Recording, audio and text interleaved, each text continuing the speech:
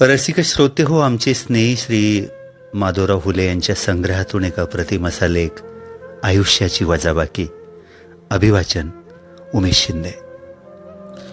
मित्र हो, सहचारिणी असता सोबत तोपर्यंत तो राजा असतो. साथ सुटता तिची तो आयुष्यातून वजा होतो. जीवनात प्रत्येक व्यक्तीची कदर करा, कारण हा जन्म पुन्हा मिळत नाही आणि एकदा गेलेली व्यक्ती पुन्हा भेटत नाही.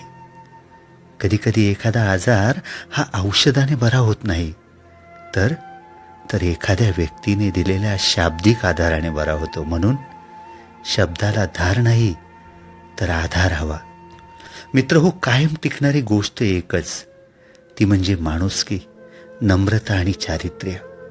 म्हणून पैशापेक्षा जीवाभावाची जिवलग माणसं जोडा आणि जपा.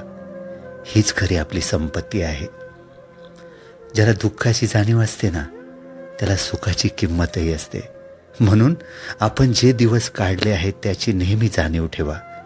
सुंदर चेहरा म्हातारा होतो, बलाढ्य शरीर एक दिवस गळून पडतं, पद सुद्धा एक दिवस निघून जातं, परंतु एक चांगला माणूस नेहमी चांगलाच राहतो बरं का. आणि तोही आपल्या माणसासाठी. आपल्या व्यथा तिथेच मांडा जिथे समाधान मिळेल. आपला माथा तिथेच टेकवा जिथे स्वाभिमान मिळेल. नाहीतर व्यथा आणि माथा तुडवण्यात लोक खूप सराईत आहेत. स्वप्न अशी बघा की पंखांना बळ येईल. मैत्री अशी करा की जग आपलं होईल. अपयश पण असं स्वीकारा की विजेता सुद्धा भारावून जाईल. आणि मित्र, माणूस असं बना की माणुसकी सुद्धा नतमस्तक होईल. कधीही कुणाला द्यायचाच असेल तर तुमचा वेळ द्या, कारण इतर वस्तू रागात परत केल्या जातात बरं का.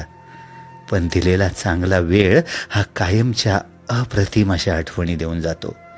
त्या फेकल्याही जात नाहीत आणि वायाही जात नाहीत.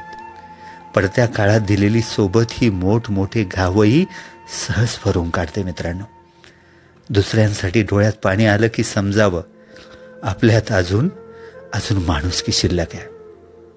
एक माणूस 20-25 लोकांना 2 हाताने मारू शकत नाही, पण तोच माणूस 2 हात जोडून लाखो लोकांच्या हृदयावर राज्य करू शकतो. थकलेल्या शरीराला कुठेही झोप लागते हो, पण थकलेल्या मनाला मात्र कुठेच झोप लागत नाही. म्हणूनच शरीर थकलं तरी चालेल, परंतु मनाला कधी थकू देऊ नका. कितीही कमावून ठेवले तरी बाकी राहते शून्य, आणि संकटाच्या वेळी कामाला येतं ते आपल्या कर्माने साठवलेलं पुण्य. माणूस मातीचा आहे की जातीचा हे महत्वाचं नाहीये. माणूस मातीचा आहे की जातीचा आहे हे महत्वाचं नाहीये. अंधारात प्रकाश किती देतो हे महत्वाचं आहे. त्याचप्रमाणे मित्र गरीब आहे की श्रीमंत हे महत्वाचं नाही. तुमच्या संकटात किती खंबीरपणे तुमच्या पाठीशी उभा राहतो हे महत्वाचं आहे. दुसऱ्याचं भलं करायला कोणत्याही पदाची किंवा पैशाची गरज नसते, फक्त मनात चांगली भावना लागते. आयुष्यात काही सोडून द्यायचं असेल ना, तर समोरच्याकडून अपेक्षा करणं सोडून द्या. मित्र हो, आयुष्यात जर काही सोडून द्यायचं असेल तर समोरच्याकडून अपेक्षा करणं सोडून द्या. कारण अपेक्षाभंगामुळे आलेलं नैराश्य फार फार कठीण असतं. सदरचा हा लेख आपुलकीच्या आणि जीवाभावाच्या माणसांसाठी समर्पित आहे. अभिवाचन उमेश शिंदे. खूप धन्यवाद.